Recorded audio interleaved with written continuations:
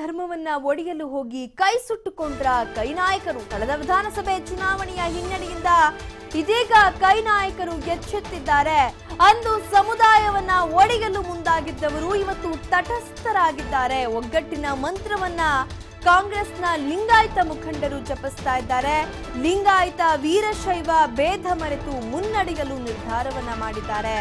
ಅಂದು ಲಿಂಗಾಯತ ಸಮುದಾಯ ದೊಡ್ಡದು, ಲಿಂಗಾಯತ ಬೇರೆ, ವೀರಶೈವ ಬೇರೆ ಅನ್ನುವಂಥ ಅರ್ಥದಲ್ಲಿ ಮಾತನಾಡ್ತಿದ್ದಂತ, ಅದಕ್ಕಾಗಿ ಈ ಒಂದು ಸಮುದಾಯ ಬೇರೆ ಬೇರೆಗೆ ಆಗಲೇಬೇಕು ಅನ್ನುವಂಥ ಹೋರಾಟಗಳನ್ನ ಮಾಡಿದಂತ, ಅದ್ರ ಬಗ್ಗೆ ಗಟ್ಟಿ ಧ್ವನಿಯಲ್ಲಿ ಮಾತನಾಡಿದಂತ ನಾಯಕರು ಇವತ್ತು ತಟಸ್ಥರಾಗಿದ್ದಾರೆ. ಲಿಂಗಾಯತ ವೀರಶೈವ ಒಂದೇ ಅನ್ನುವಂಥ ಮಂತ್ರವನ್ನ ಪಠಿಸ್ತಾ ಇದ್ದಾರೆ. ಇದಕ್ಕೆಲ್ಲ ಏನು ಕಾರಣ ಅಂತಂದ್ರೆ ಅಗೇನ್ ರಾಜಕೀಯ ಅನ್ನುವಂಥದ್ದನ್ನ ಇಲ್ಲಿ ನಾವು ಅರ್ಥ ಮಾಡ್ಕೊಳ್ಬೇಕಾಗತ್ತೆ. ರಾಜಕೀಯ ಲಾಭಕ್ಕಾಗಿ ಸಮುದಾಯವನ್ನ ಒಡೆಯುವಂತ ಒಂದು ಪ್ರಯತ್ನಗಳಾಯ್ತಾ, ಈಗ ಅದೇ ರಾಜಕೀಯ ಲಾಭಕ್ಕಾಗಿ ಸಮುದಾಯದಲ್ಲಿ ಒಗ್ಗಟ್ಟಿನ ಮಂತ್ರವನ್ನ ಜಪಿಸುವಂತ ಪ್ರಯತ್ನಗಳಾಗ್ತಾ ಇದೆಯಾ ಅನ್ನುವಂಥದ್ದನ್ನ ಇಲ್ಲಿ ನೋಡಬಹುದಾಗಿದೆ. ವಿಧಾನಸಭೆಯಲ್ಲಿ ಮಾಡಿದ ತಪ್ಪನ್ನ ಲೋಕಸಭೆಯಲ್ಲಿ ಮಾಡದಿರಲು ನಿರ್ಧಾರ ಮಾಡಲಾಗಿದೆ. ಪಕ್ಷದ ಹಿತಕ್ಕಾಗಿ ಭಿನ್ನಾಭಿಪ್ರಾಯವನ್ನ ಎಂಬಿ ಪಾಟೀಲ್ ಮತ್ತು ಈಶ್ವರ್ ಖಂಡ್ರೆ ಮರೆತಿದ್ದಾರೆ.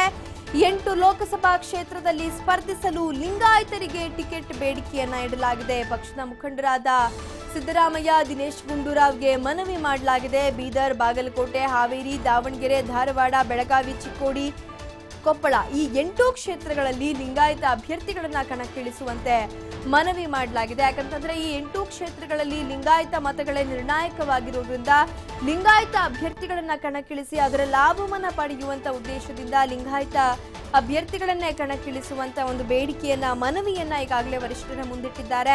ಅದರ ಜೊತೆಗೆ ಕಳೆದ ಬಾರಿ ವಿಧಾನಸಭೆ ಚುನಾವಣೆಯಲ್ಲಿ ಸಮುದಾಯವನ್ನ ಒಡೆಯುವಂತ ಪ್ರಯತ್ನಗಳಾದಾಗ ಪ್ರತ್ಯೇಕ ಧರ್ಮವಾಗಿ ಘೋಷಣೆ ಮಾಡಿದಂತ ಸಂದರ್ಭದಲ್ಲಿ ರಾಜಕೀಯವಾಗಿ ಇದು ಬಹುದೊಡ್ಡ ಲಾಭ ಕಾಂಗ್ರೆಸ್ಗಾಗುತ್ತೆ ಅನ್ನುವಂತ ಲೆಕ್ಕಾಚಾರಗಳೇ ಇತ್ತು. ಆದ್ರೆ ಆ ಲೆಕ್ಕಾಚಾರಗಳು ವಿಧಾನಸಭೆ ಚುನಾವಣೆಯಲ್ಲಿ ಉಲ್ಟಾ ಹೊಡೆದಿತ್ತು. ಹಾಗಾಗಿ ಆ ತಪ್ಪನ್ನ ಲೋಕಸಭೆಯಲ್ಲಿ ಮಾಡದಿರಲು, ಆ ತಪ್ಪನ್ನ ಲೋಕಸಭೆಯಲ್ಲಿ ಸರಿಪಡಿಸಿಕೊಳ್ಳಲಿಕ್ಕೆ ಇದೀಗ ಕಾಂಗ್ರೆಸ್ ಮುಂದಾಗಿದೆ. ಪಕ್ಷದ ಹಿತಕ್ಕಾಗಿ ಭಿನ್ನಾಭಿಪ್ರಾಯವನ್ನ ಎಂಬಿ ಪಾಟೀಲ್ ಮತ್ತು ಈಶ್ವರ್ ಖಂಡ್ರೆ ಮರೆತಿದ್ದಾರೆ. ಎಂಬಿ ಪಾಟೀಲ್ ಮತ್ತು ಈಶ್ವರ್ ಖಂಡ್ರೆ ಕಾಂಗ್ರೆಸ್ನ ಪ್ರಬಲ ಲಿಂಗಾಯತ ಮುಖಂಡರು. ಇವರು ಈಗ ಪಕ್ಷವನ್ನ ಮುನ್ನಡೆಸಲಿಕ್ಕಾಗಿ, ಪಕ್ಷದ ಹಿತಕ್ಕಾಗಿ ತಮ್ಮಲ್ಲಿದ್ದಂಥ ಭಿನ್ನಾಭಿಪ್ರಾಯವನ್ನ ಮರೆತಿದ್ದಾರೆ. ಸುಮಾರು 8 ಕ್ಷೇತ್ರಗಳಲ್ಲಿ ಲಿಂಗಾಯತ ಅಭ್ಯರ್ಥಿಗಳನ್ನ ಕಣಕ್ಕಿಳಿಸುವಂತೆ ಮನವಿಯನ್ನ ಮಾಡಿದ್ದಾರೆ. ಈ ಬಗ್ಗೆ ಮತ್ತಷ್ಟು ಮಾಹಿತಿಯನ್ನ ನೀಡ್ತಾರೆ ನಮ್ಮ ಪ್ರತಿನಿಧಿ ದಶರಥ್. ಕಳೆದ ಬಾರಿ ವಿಧಾನಸಭೆ ಚುನಾವಣೆಯ ಸಂದರ್ಭದಲ್ಲಿ ಕಾಂಗ್ರೆಸ್ನ ಈ ಒಂದು ಪ್ರತ್ಯೇಕ ಧರ್ಮ ಅನ್ನುವಂಥ ಒಂದು ಸ್ಟ್ರಾಟಜಿ ಬಹುದೊಡ್ಡ ಮಟ್ಟದಲ್ಲಿ ವರ್ಕೌಟ್ ಆಗುತ್ತೆ, ಕಾಂಗ್ರೆಸ್ಗೆ ಅದರಿಂದ ಬಹುದೊಡ್ಡ ರಾಜಕೀಯ ಲಾಭ ಆಗುತ್ತೆ ಅನ್ನುವಂಥ ಲೆಕ್ಕಾಚಾರಗಳಿತ್ತು. ಆದ್ರೆ ರಿಸಲ್ಟ್ ನ ನಂತರ ಆ ಲೆಕ್ಕಾಚಾರಗಳು ಬಹಳ ಉಲ್ಟಾ ಹೊಡೆದಿತ್ತು. ಹಾಗಾಗಿ ಆ ತಪ್ಪನ್ನ ಸರಿಪಡಿಸಿಕೊಳ್ಳುವಂತ ಪ್ರಯತ್ನವನ್ನ ಲೋಕಸಭೆ ಚುನಾವಣೆಯ ಸಂದರ್ಭದಲ್ಲಿ ಮಾಡ್ತಿದ್ದಾರಾ ಅಂತ? ಲಿಖಿತ, ವೀರಶೈವ ಲಿಂಗಾಯತ ಪ್ರತ್ಯೇಕ ಧರ್ಮದ ವಿಚಾರ ಸಾಕಷ್ಟು ದೊಡ್ಡ ಮಟ್ಟದಲ್ಲಿ ವಾದ ವಿವಾದವನ್ನು ಹುಟ್ಟುಹಾಕಿತ್ತು. ಕೇವಲ ಒಂದು ಸಮುದಾಯವನ್ನು ಬೇರ್ಪಡಿಸೋದು ಮಾತ್ರವಲ್ಲ, ಒಂದು ಸಮುದಾಯವನ್ನು ವಿಂಗಡಿಸಿದ್ದು ಮಾತ್ರವಲ್ಲ, ಕಾಂಗ್ರೆಸ್ ಪಕ್ಷದಲ್ಲೇ 2 ವಿಭಾಗಗಳಾಗಿ, 2 ತಂಡಗಳಾಗಿ ಮಾರ್ಪಟ್ಟಿತ್ತು. ಅದು ವೀರಶೈವ ಲಿಂಗಾಯತ ಪ್ರತ್ಯೇಕ ಧರ್ಮಕ್ಕೆ ಹೋರಾಟ ಮಾಡ್ತಿರೋರು ಒಂದು ಕಡೆ ಆದರೆ, ಇನ್ನೊಂದು ಕಡೆ ಐಕ್ಯತೆ ಮಂತ್ರ ಜಪಿಸುವವರ ಸಂಖ್ಯೆ ಕೂಡ ಒಂದು ತಂಡದಲ್ಲಿತ್ತು. ಹೀಗಾಗಿ ಕಾಂಗ್ರೆಸ್ ಪಕ್ಷಕ್ಕೆ ದೊಡ್ಡ ಮಟ್ಟದಲ್ಲಿ ಲಾಭ ಆಗ್ಬೋದು ಅಂತ ನಿರೀಕ್ಷೆ ಮಾಡಲಾಗಿತ್ತು. ವಿಧಾನಸಭಾ ಚುನಾವಣೆಯಲ್ಲಿ ಅದು ಉತ್ತರ ಕರ್ನಾಟಕದಲ್ಲಿ ಅತಿ ಹೆಚ್ಚು ಸ್ಥಾನಗಳನ್ನು ಗೆಲ್ಲಬಹುದು ಅನ್ನೋದು ಕಾಂಗ್ರೆಸ್ ಲೆಕ್ಕಾಚಾರ ಆಗಿತ್ತು. ಆದರೆ ವಿಧಾನಸಭಾ ಚುನಾವಣೆಯ ಫಲಿತಾಂಶ ಬಂದ ನಂತರ ಆ ಎಲ್ಲ ಲೆಕ್ಕಾಚಾರಗಳು ಕೂಡ ಉಲ್ಟಾ ಹೊಡೆದಿದ್ವು. ಕಾಂಗ್ರೆಸ್ ಅತ್ಯಲ್ಪ ಕಡಿಮೆ ಹಂತರಕ್ಕೆ ಕುಸಿದಿತ್ತು. ಅದರಲ್ಲೂ ಕೂಡ ಲಿಂಗಾಯತ ಧರ್ಮದ ಹೋರಾಟದ ಮುಂಚೂಣಿಯಲ್ಲಿದ್ದಂಥ ಸಚಿವರು ಕೂಡ ಸೋತು ಹೋಗಿದ್ದು ಕೂಡ ಅದಕ್ಕೆ ಹಿನ್ನಡೆಯಾಗಿದ್ದಂಥದ್ದು. ಯಾಕಂದರೆ ಧಾರವಾಡ ಶಾಸಕ ವಿನಯ್ ಕುಲಕರ್ಣಿ ಆಗಿರ್ಬೋದು, ಆಮೇಲೆ ಗುಲ್ಬರ್ಗಾದ ಶರಣ್ ಪ್ರಕಾಶ್ ಪಾಟೀಲ್ ಆಗಿರ್ಬೋದು, ಇವರೆಲ್ಲರೂ ಕೂಡ ಪ್ರತ್ಯೇಕ ಲಿಂಗಾಯತ ಧರ್ಮದ ಹೋರಾಟದಲ್ಲಿ ಮುಂಚೂಣಿಯಲ್ಲಿ ಗುರುತಿಸಿಕೊಂಡಿದ್ರು.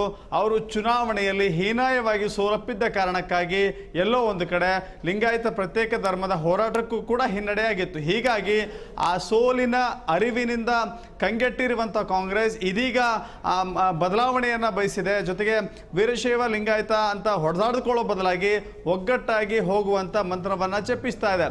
ಈ ಮೂಲಕ ಲೋಕಸಭಾ ಚುನಾವಣೆಯಲ್ಲಿ ಅತಿ ಹೆಚ್ಚು ಸ್ಥಾನಗಳನ್ನು ಗೆಲ್ಲುವಂಥ ಲೆಕ್ಕಾಚಾರ ವಿಚಾರಕ್ಕೆ ಲಿಂಗಾಯತ ಮತ್ತು ವೀರಶೈವ ಲಿಂಗಾಯತ ಮುಖಂಡರು ಮುಂದಾಗ್ತಿದ್ದಾರೆ. ಜೊತೆಗೆ ಇದಕ್ಕಾಗಿ ಅವರು ತಮ್ಮ ನಡುವೆ ಇದ್ದಂಥ ಅಸಮಾಧಾನಗಳನ್ನು ಕೂಡ ಮರೆತಿದ್ದಾರೆ.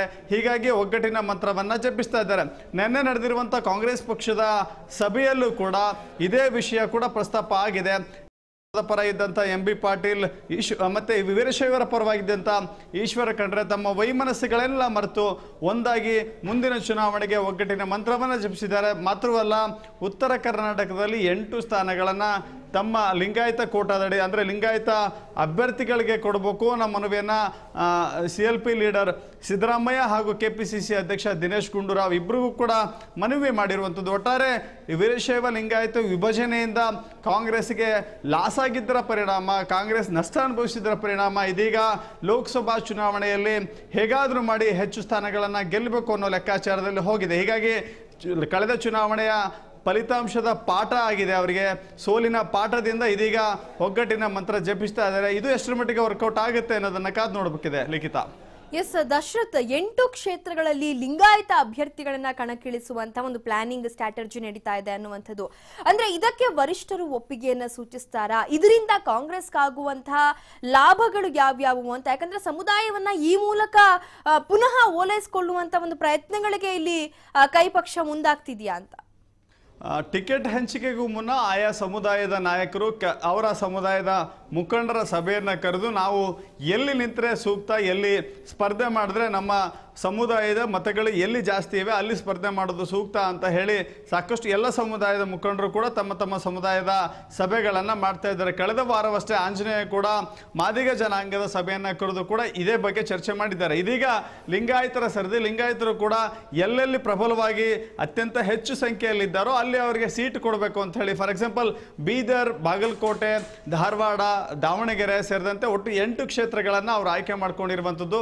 ಕೊಪ್ಪಳ ಒಂದು ಹೊರತುಪಡಿಸಿ, ಯಾಕಂದರೆ ಕೊಪ್ಪಳದಲ್ಲಿ ಅತಿ ಹೆಚ್ಚಾಗಿ ಕುರುಬರಿದ್ದಾರೆ, ಜೊತೆಗೆ ಬಾಗಲಕೋಟೆಯಲ್ಲೂ ಕೂಡ ಅತಿ ಹೆಚ್ಚಾಗಿ ಕುರುಬ ಸಮುದಾಯ ಹೆಚ್ಚಾಗಿದೆ. ಹೀಗಾಗಿ ಅವರು ಕೇಳಿರುವಂಥ ಎಲ್ಲ ಸ್ಥಾನಗಳನ್ನು ಲಿಂಗಾಯತರಿಗೆ ಬಿಟ್ಟು ಕೊಡ್ತಾರೆ ಅಂತ ಹೇಳಲಿಕ್ಕಾಗಲ್ಲ. ಆದರೆ ಅತಿ ಹೆಚ್ಚು, ಆದರೆ ರಾಜ್ಯದಲ್ಲಿ ಅತಿ ಹೆಚ್ಚು ಜನಸಂಖ್ಯೆ ಇರುವಂಥದ್ದು ಲಿಂಗಾಯತ ಸಮುದಾಯ. ಹೀಗಾಗಿ ಲಿಂಗಾಯತರಿಗೆ ಅತಿ ಹೆಚ್ಚಿನ ಪ್ರಾತಿನಿಧ್ಯ ಕೊಡಬೇಕು ಅನ್ನೋದು ಲಿಂಗಾಯತರ ವಾದ ಆಗಿದೆ. ಅದನ್ನು ಹೈಕಮಾಂಡ್ ಮತ್ತು ರಾಜ್ಯ ಕಾಂಗ್ರೆಸ್ ಮುಖಂಡರು ಯಾವ ರೀತಿ ತೀರ್ಮಾನ ಮಾಡ್ತಾರೆ, ಲಿಂಗಾಯತರಿಗೆ ಅಷ್ಟು ಸೀಟ್ಗಳನ್ನು ಬಿಟ್ಟು ಕೊಡ್ತಾರಾ ಅನ್ನೋದು ಈ ಸದ್ಯಕ್ಕೆ ಇನ್ನೂ ಏನೋ ನಿರ್ಧಾರ ಆಗಿಲ್ಲ. ಆದರೆ ಮುಂದಿನ ದಿನಗಳಲ್ಲಿ ಗೆಲ್ಲುವ ಅಭ್ಯರ್ಥಿಗಳನ್ನು ನೋಡಿಕೊಂಡು ಅಭ್ಯರ್ಥಿಗಳನ್ನು ಹಾಕುವಲ್ಲಿ ರಾಜ್ಯ ನಾಯಕರು ಮುಂದಾಗ್ತಾರೆ. ಒಟ್ಟಿನಲ್ಲಿ ವೀರಶೈವ ಲಿಂಗಾಯತ ಮತ ವಿಭಜನೆ ಏನಾಗಿದೆ ಅದು ಈ ಬಾರಿ ಆದರೂ ಕ್ರೋಢೀಕರಣ ಆಗುತ್ತಾ, ಕಾಂಗ್ರೆಸ್ಗೆ ಲಾಭವನ್ನು ತಂದುಕೊಡುತ್ತಾ ಅನ್ನೋದೇ ಸದ್ಯದ ಪ್ರಶ್ನೆ ಆಗಿರುವಂಥದ್ದು. ಲಿಖಿತ.